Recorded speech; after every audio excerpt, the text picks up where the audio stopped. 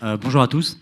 Donc moi je suis Julien Guiraud, je travaille chez Dentsu, enfin Cara, et je dirige tout ce qui est innovation et partenariat. Mon métier c'est grosso modo de faire de la création de contenu ou de la curation de contenu et l'optimiser en termes de distribution. Et du coup je travaille avec beaucoup de partenaires sur le marché, dont Viviane, qui prendra la parole avec moi sur le sujet de Sochoco, qui est une plateforme de brand content qui est née en fait d'une réflexion avec un de nos clients qui est Mondelez. Historiquement, Mondelez, vous connaissez peut-être cet acteur. L'autre nom de ce groupe, c'est Kraft.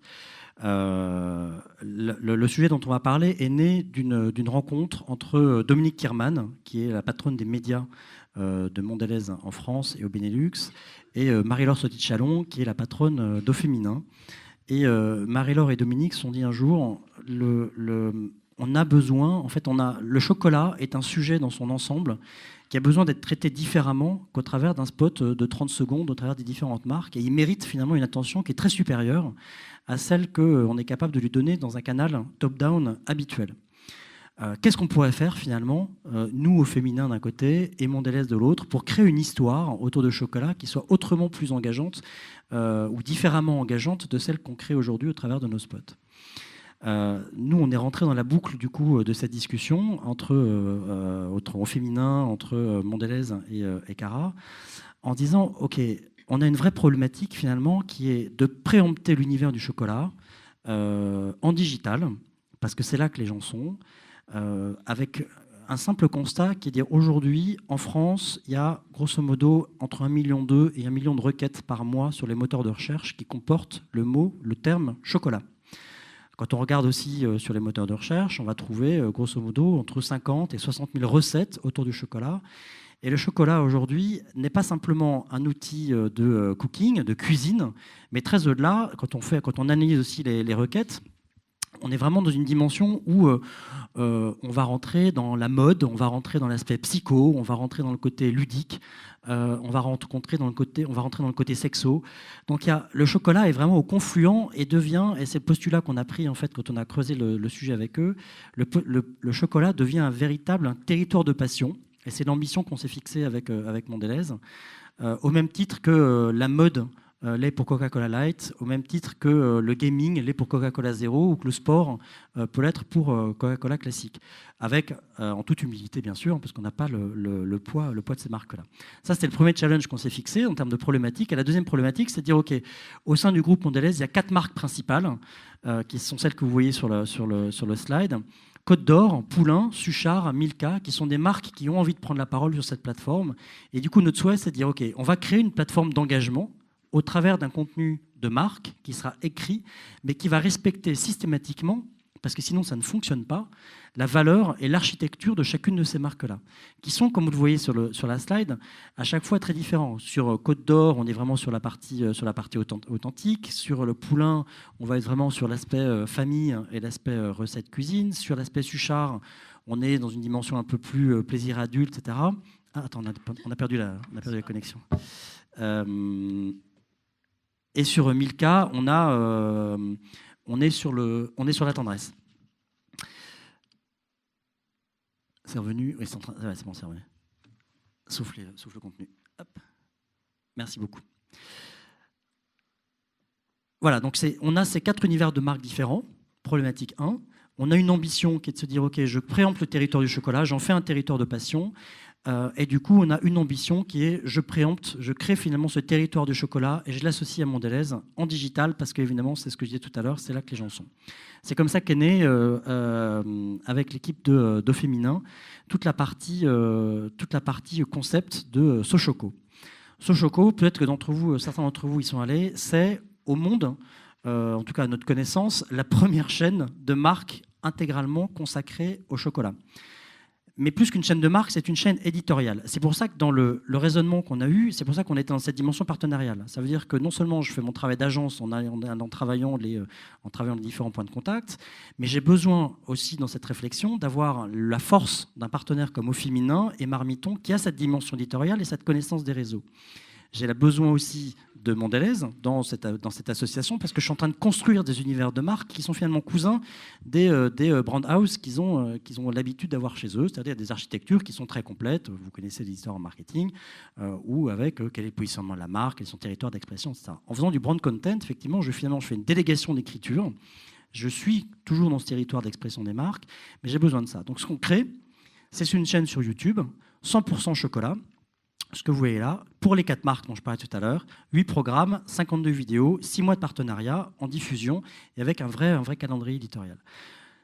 L'objectif, c'était non seulement, ce que je disais tout à l'heure, de préempter ce territoire du chocolat, c'est aussi de ne pas travailler en stand-alone. Un succès de plateforme comme celle-là ne travaille que si une plateforme ne fonctionne que si la plateforme s'intègre parfaitement dans le territoire, ou en tout cas dans l'écosystème de communication des marques.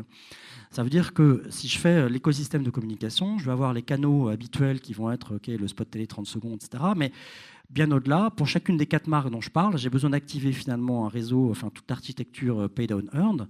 Donc on a travaillé sur la partie Facebook de chacune des marques, le YouTube des marques, le CRM des marques, pour faire en sorte que cette plateforme Sochoco s'intègre en fait systématiquement, de manière finalement assez seamless, en tout cas assez simple, assez souple, dans cette architecture de communication qui est existante, mais du coup qui permet en fait des renvois de trafic dans tous les sens et qui permet d'enrichir le discours.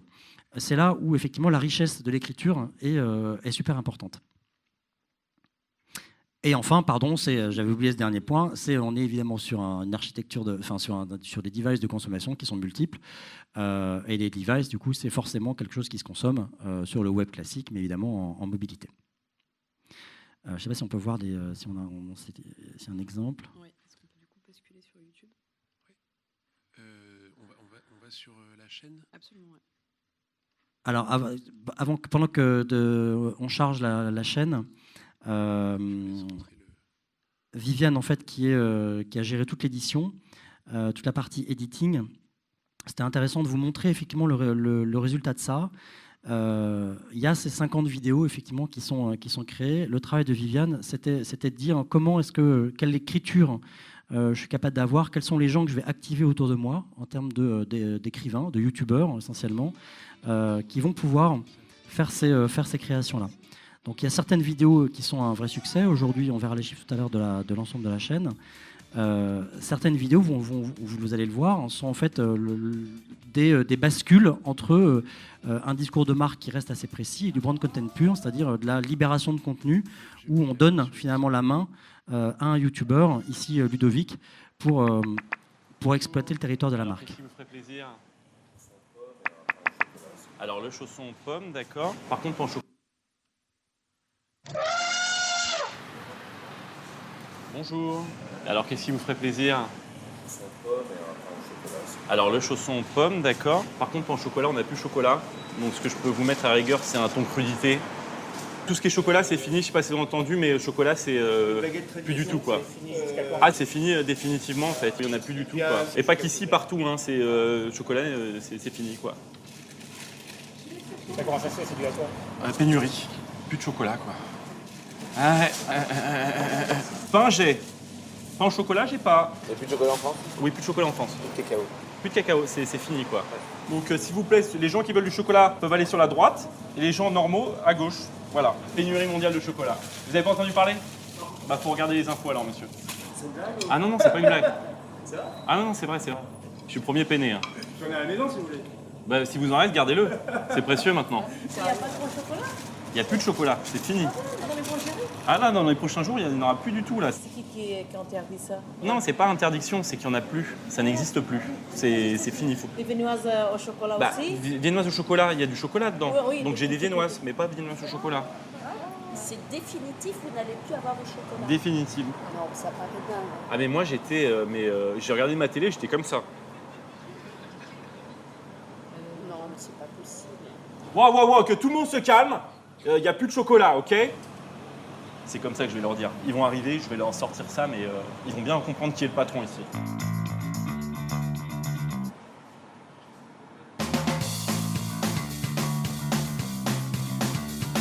Il n'y a plus de chocolat en France, il n'y a plus de chocolat dans le monde. Non. Il n'y en a plus du tout. Aujourd'hui, on est à 25 € la plaquette de chocolat. Eh ben, je vous crois pas. Non, mais il y a vraiment une pénurie de chocolat?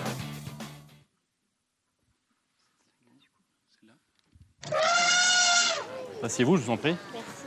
On a de très bons desserts. Hein. Moi, je crois qu'on est hyper fiers de vous avoir entendu rire. Déjà, c'est pas mal.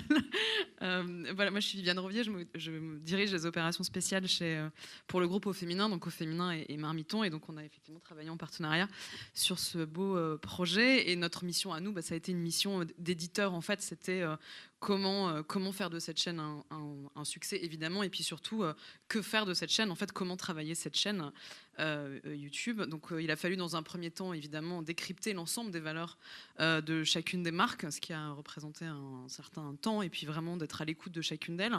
Comprendre également ce qu'elles voulaient traduire autour de cette chaîne, et du coup, quelles étaient un peu leurs actualités respectives, parce qu'il y a une idée de valeur, puis il y a aussi une idée de moment. Qu'est-ce qu'elles avaient envie de dire à ce moment-là? Évidemment, produire du contenu, ce qui est vraiment notre mission d'éditeur, et le produire sur cette fameuse plateforme qui est YouTube et qui a ses propres codes qu'on connaît nous particulièrement bien, puisqu'on a à notre actif plusieurs chaînes autour de la cuisine, par exemple sur Marmiton, ou de la beauté sur Au Féminin. Et voilà, l'idée, c'était vraiment d'apporter cette expertise d'éditeur pour cette chaîne, c'est-à-dire trouver le bon contenu avec les bons acteurs, parce que sur YouTube, il y a des gens qui savent très bien faire ça, et ça a été notre rôle, nous, d'aller chercher ces gens-là. C'est exactement ce qu'on a fait avec ce que vous venez de voir sur Côte d'Or. L'idée de Côte d'Or, en fait, avec ce programme-là, c'était assez ambitieux et assez complexe, parce qu'en fait, ils voulaient à ce moment-là prendre la parole autour du développement durable et exprimer justement toutes leurs actions autour de ce qu'ils pouvaient faire autour du chocolat, de manière à ce que celui-ci ne disparaisse pas un jour. Et comme on était sur YouTube et comme on était sur cette chaîne, il fallait le dire de manière à la YouTube, j'allais dire, donc plutôt pas classique, plutôt drôle, plutôt décalé, et c'est comme ça qu'on a imaginé Un monde sans chocolat. On s'est dit, nous, on va aller interpeller les gens autour de cette problématique du chocolat qui éventuellement pourrait un jour disparaître, et que si des gens comme Côte d'Or ne font rien, c'est ça qui va se passer. Et on a travaillé de cette manière-là sur l'ensemble des programmes. Et puis, on a travaillé aussi sur l'orchestration de ces programmes, c'est-à-dire que ce n'est pas le tout de les concevoir, de les produire. Il faut ensuite orchestrer tout ça comme sur une vraie chaîne, c'est-à-dire avec une vraie grille de programmes. À quel moment on diffuse tel programme, pourquoi on le diffuse, pourquoi on s'appuie sur tel youtubeur. Et voilà, et on a construit ça, évidemment, tous ensemble, de manière à avoir un lancement de chaîne qui a eu lieu en novembre dernier, et ensuite à échelonner l'ensemble des programmes de manière à ce que l'ensemble des marques prennent la parole tout au long des mois de vie de cette chaîne, encore une fois en véhiculant leurs valeurs de marque, sans toutefois qu'elles soient trop présentes, évidemment, ce qui est tout l'enjeu du brand content, on le sait tous, c'est-à-dire qu'il fallait qu'on retrouve le discours de chacune, l'actualité de chacune, néanmoins de manière toujours très juste et pas trop présente, de manière à ce que les lecteurs sur YouTube se l'approprient. Voilà. Donc on a travaillé pour chacune des marques 2 programmes, et toujours dans ce que je racontais, c'est-à-dire de s'appuyer sur les valeurs de chacune et ce qu'elle avait envie de dire à ce moment-là. Et voilà. Et du coup, on a une chaîne qui adresse un public qui est assez large, sur des problématiques assez larges, qui ne sont pas que des problématiques de cooking, qui était effectivement notre point de départ, de se dire comment je parle du chocolat, comment j'en parle de manière peut-être un peu différente, peut-être plus drôle, plus décalée, plus autour de la famille, plus autour de valeurs un peu différentes de ce qu'on attend du chocolat classique. Ouais, ce qui est passionnant, en fait, quand on fait un travail comme ça, qui est très très gourmand en temps, c'est à nouveau, c'est l'importance de la notion de partenariat que Viviane vient de rappeler, et là-dessus, c'est comment on travaille avec des patrons de marque. Quand vous travaillez avec le patron de marque de Côte d'Or, le patron de marque de Suchard, le patron de marque de Poulain ou celui de Milka, chacun a des objectifs différents. Et quand on lui dit, écoute, on va faire une écriture qui va être diffusée sur le web, qui va être différente avec des youtubeurs, je peux vous assurer que pour n'importe quel patron de marque aujourd'hui, c'est un peu compliqué, parce qu'il a le sentiment que les choses lui échappent. Surtout qu'on est surtout sur des angles d'attaque qui sont très différents. Quand on parle d'un monde sans choco, effectivement, on n'est pas très loin du territoire de communication ou de la brand house habituelle, sauf qu'on va le dire d'une manière différente. Et du coup, il y a un énorme travail d'évangélisation à faire chez nos clients. Et Mondelez, et c'est important d'avoir un client comme ça qui est prêt à y aller, qui est conscient de ses propres limites et nous dit il va falloir anticiper pas mal parce qu'on a besoin d'être convaincu. On y croit dans l'ensemble du projet, mais il va falloir nous accompagner dans notre réflexion et nous montrer effectivement que ça fonctionne et comment ça fonctionne, histoire de limiter tous les risques. C'est pour ça qu'il faut, et le travail, je pense, du brand content dans son ensemble, de la création de contenu dans son ensemble pour les marques, s'articule nécessairement autour de ça. Et ça aussi, c'est un bon exemple sur la partie Côte d'Or. Absolument. Et c'est vrai que c'était tout l'enjeu de l'exercice et finalement tout le côté excitant de cette aventure, c'était effectivement de leur proposer des choses et un territoire sur lequel ils n'avaient pas tout à fait l'habitude d'aller et on a réussi à les convaincre et ça a plutôt bien fonctionné. Alors en termes de chiffres, justement, donc Viviane parlait d'éditorialisation. Du coup, on n'a pas encore sorti tout le calendrier éditorial. On a aujourd'hui 48 vidéos qui sont en ligne au travers des 8 web-séries dont on a parlé. On a fait à peu près 3,5 millions de vues à hier, je crois. Je ne sais plus quand on a complété la date, mais c'était hier. Donc 3,5 millions de vues.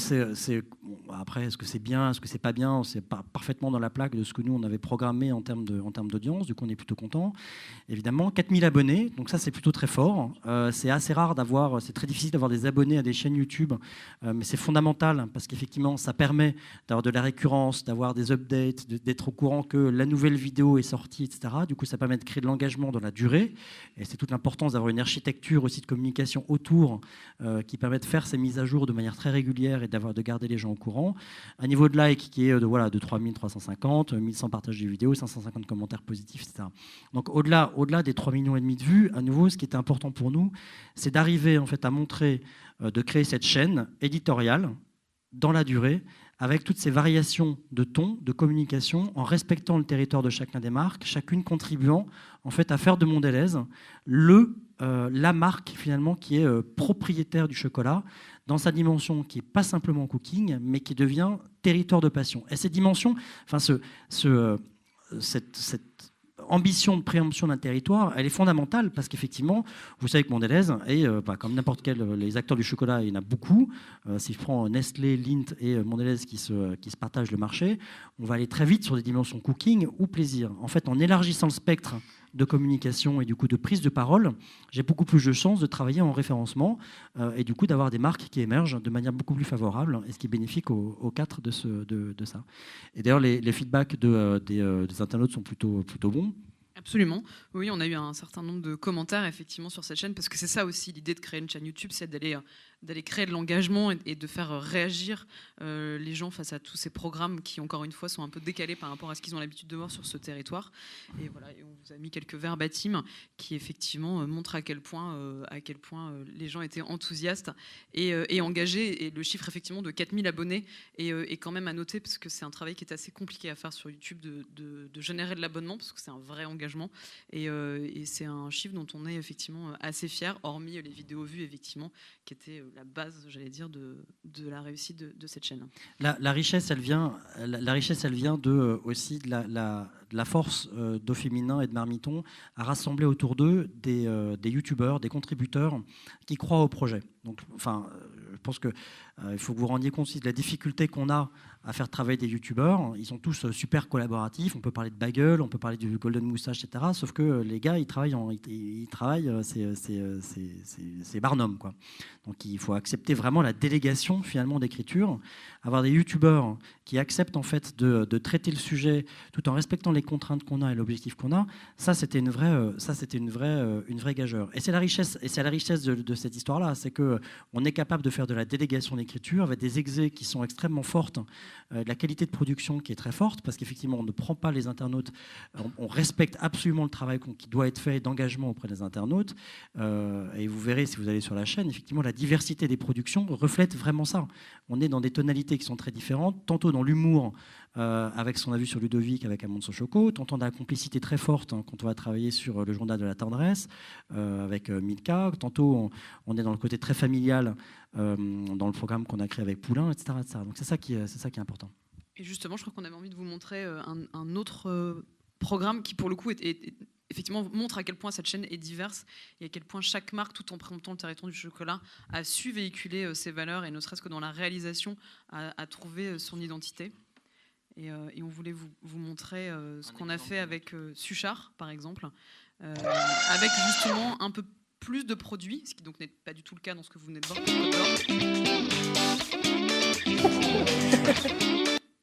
Je peux ? Voilà, et vous montrer en fait comment la marque là aussi peut s'intégrer de manière tout à fait différente. Et on est allé, comme le disait Julien, pour le coup, là, pas chercher tout à fait un youtubeur, mais quand même néanmoins quelqu'un qui a une certaine notoriété, qui a un vrai talent d'écriture, qui s'appelle Sophie-Marie Larouille, je ne sais pas si vous la connaissez, qui est humoriste, qui est une ancienne journaliste du site Mademoiselle, qui a un ton très décalé, très osé, qui fait un one-man show en ce moment à Paris, qui a une personnalité très forte. Et ça a été un vrai coup de cœur entre la marque et cette personnalité. Donc elle a vraiment écrit ses textes, elle a joué le jeu sur cette chaîne, et c'était tout l'enjeu effectivement de ces programmes, d'aller chercher des gens qui étaient capables de eux-mêmes comprendre ce qu'est une marque, ce qu'est la marque, ce qu'elle veut, et de le traduire dans un programme, encore une fois, adapté au code de YouTube. Et ça a donné... attendez. Ça...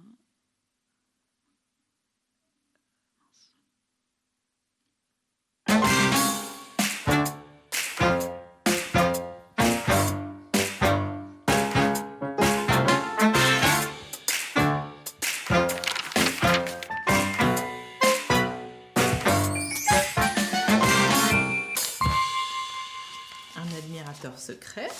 Encore un. Parfumé. Une carte.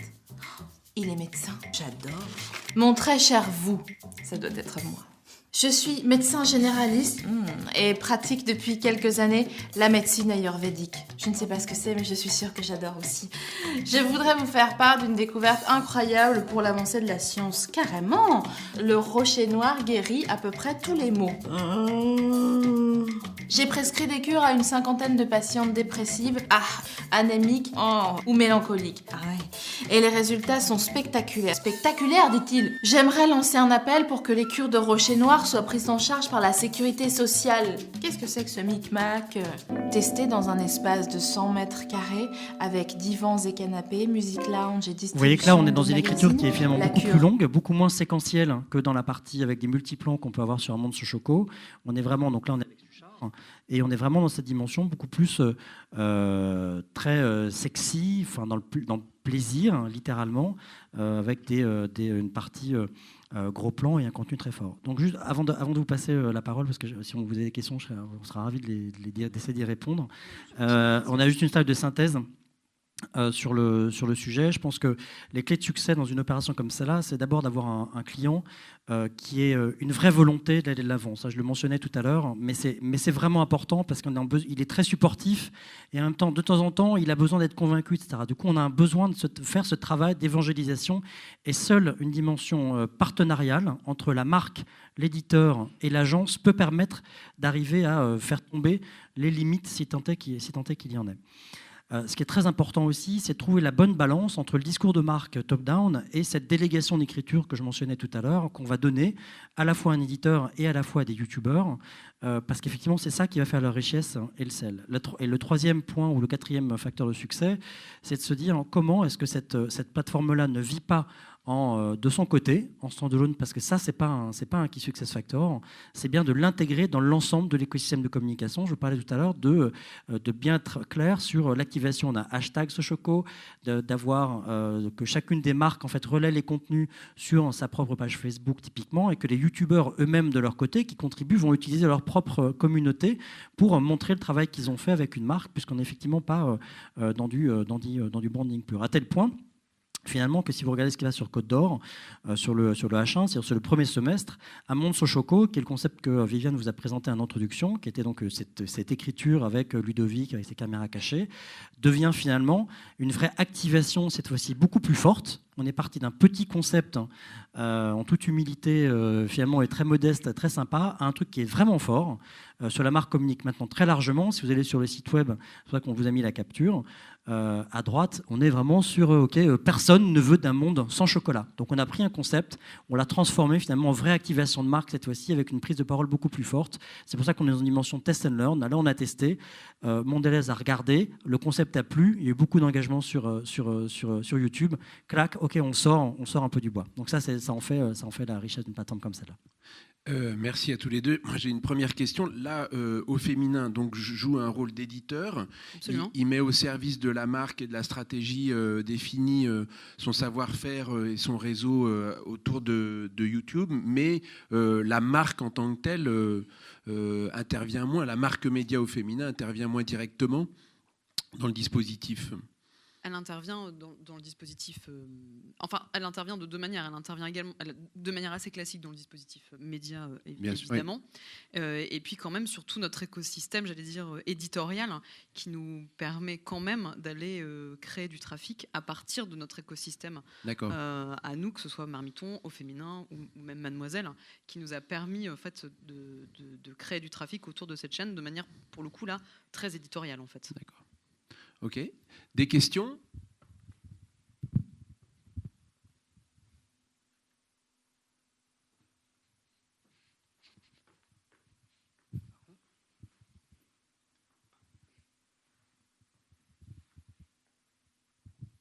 Oui, bonjour.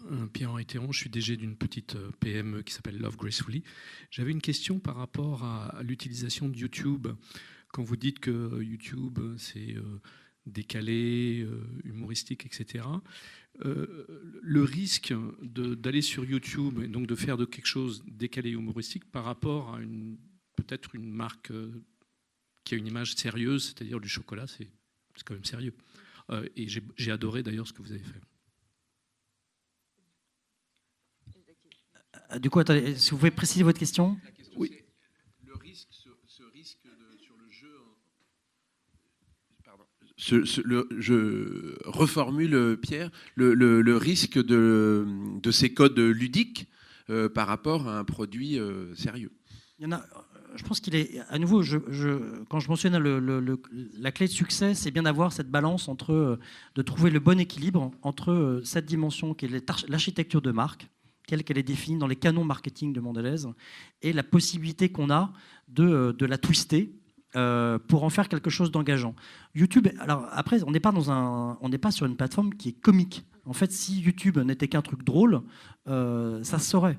Non, les ressorts de communication sur YouTube, maintenant on commence à les connaître. Oui, il faut de l'engagement, ça doit être drôle, ça doit être percutant. Je pense qu'on est plus dans le côté percutant, finalement, dans le côté drôle, dans le côté différenciant. Dans les différents programmes qu'on a, il y en a qui sont... Un monde sans choco est très marrant, parce qu'effectivement, c'est la caméra cachée, et ça fonctionne toujours très bien. Vous prenez le journal de la tendresse, qu'on a fait pour Milka. Le journal de la tendresse n'est pas drôle. Il n'a pas vocation à l'être. Il est éclairant. Ce que vous venez de voir sur Un monde de choco addict, c'est pimenté. Mais c'est pas drôle. Il n'y a pas d'éclat de rire. D'ailleurs, je ne vous ai pas entendu rire en regardant la minute qu'on a eue. On sourit, c'est pimenté. Donc, ce qui est important, je pense, dans votre question, c'est de comprendre, quand on va sur YouTube, on va utiliser en fait, les ressorts qui font que la vidéo fonctionne, qui sont une qualité d'écriture, mais à nouveau, tout en respectant l'architecture de marque. Et quand vous voyez aujourd'hui les audiences qu'on a sur les vidéos, il y en a qui fonctionnent super bien. La partie Un monde sans choco fait partie vraiment des hits qu'on peut avoir. Mais si on prend Côte d'Or, j'ai Un monde sans choco qui est ce côté très différenciant, très sympa. Et j'ai quelque chose qui est un peu plus corporate, institutionnel, qui s'appelle Sensation d'Afrique, qui marche de manière tout à fait moyenne, voire moins bonne d'ailleurs que ce qu'on anticipait. Parce que la qualité de l'écriture n'est pas l'écriture. Ce que je trouve, ce que vous réussissez à démontrer qui est intéressant, c'est la prise au sérieux des 4 territoires de marque, donc qui est évidemment très important du point de vue du groupe, puisque distinguer des imaginaires du chocolat, parce qu'on aurait pu faire une chaîne un peu générique sur le chocolat en parlant comme ça, et en même temps de créer une unité Sochoco, donc avec des imaginaires différents, distincts, plus dans le plaisir ou l'addict, plus dans le côté familial ou plus dans le côté sensible ou émotionnel. Donc là, il y a un vrai travail à la fois d'unité et de différenciation au sein du média chocolat Sochoco. D'autres questions avant de de clore. Bonjour. Tout à l'heure, avec Intel, c'était en termes de cible, c'était assez précis. C'était les 18-24 ans. Pour vous, quelle est votre cible exactement? Qui mange du chocolat dans la salle? Voilà. Ouais, mais en allant sur YouTube, justement, est-ce que c'est pas un petit peu restreint? Vous savez d'où vient la croissance d'audience de YouTube aujourd'hui? Sur les plus de 50 ans. Donc en fait, y a pas, on est forcément, en fait, quand on a une approche comme celle-là, oui, j'ai une approche pour certains à nouveau, on parle beaucoup d'Amande sans choco parce qu'on l'a montré, mais l'approche Amande sans choco, elle vient aller taper très fortement, effectivement, sur les moins de 35. Parce que on est dans cette qualité d'écriture, et on utilise Ludovic, effectivement, qui appartient en plus à un studio qui est relativement connu. Maintenant, on a une vocation qui est le chocolat adresse toute la famille. Du coup, on est capable aussi de cibler. C'est toute l'importance en fait que Viviane mentionnait quand on travaille avec un partenaire comme Au Féminin et Marmiton. Et quand on se fait sur Au Féminin et Marmiton le relais de la chaîne Sochoco, c'est effectivement d'aller chercher des cibles qui ne sont pas forcément les cibles les plus jeunes, les plus ados, donc les plus acheteuses du produit, mais bien d'aller aussi chercher leur mère, leur père, leur grand frère, leur grande sœur, leur grand-mère, parce qu'effectivement, il y a quand même un aspect assez cooking dans certains programmes. D'accord. Et vous avez des résultats en termes d'audience, vous savez justement? Oui, en fait, on a réussi grâce à YouTube, en fait, on est capable d'analyser de manière socio-démo les gens qui viennent sur la chaîne. Et effectivement, le travail a plutôt été bien fait parce qu'en fait, effectivement, on touche vraiment l'ensemble de la population, qu'elle soit masculine ou féminine. Et on a une forte présence des 40-50 ans qui effectivement n'est pas forcément la population la plus attendue sur YouTube, en tout cas peut-être pas la plus facile à séduire. Néanmoins, sur certains programmes, elle est fortement présente. En fait, ce qui est important vraiment dans cette chaîne, c'est la complémentarité, j'allais dire, des programmes. Donc oui, on est allé chercher des très jeunes, on est aussi allé chercher des un peu moins jeunes avec certains programmes, et c'est ça qui était très important effectivement pour Mondelez, c'était de ne pas se couper non plus de leur cœur de cible sur certaines marques, par exemple comme Suchard, qui est effectivement dans un cœur de cible un peu plus âgé que les 15-25, qui est plutôt aux alentours des 30, 40, 50, et ce qu'on a réussi à faire avec certains des programmes. Mais c'est vrai qu'on l'a pensé dans sa globalité, c'est-à-dire qu'on ne s'est pas dit tel programme, enfin telle marque pour telle cible, pour tel programme. On s'est dit Sochoco, c'est les 15-65, comme le disait Julien, en fait, c'est-à-dire tous ceux qui finalement mangent du chocolat. Et c'est comme ça qu'on l'a pensé, et c'est pour ça que c'était important de le penser en tant que chaîne et en tant que complémentarité de programme, et non pas par marque, en fait. Merci beaucoup Viviane, Julien, pour cet exposé très intéressant.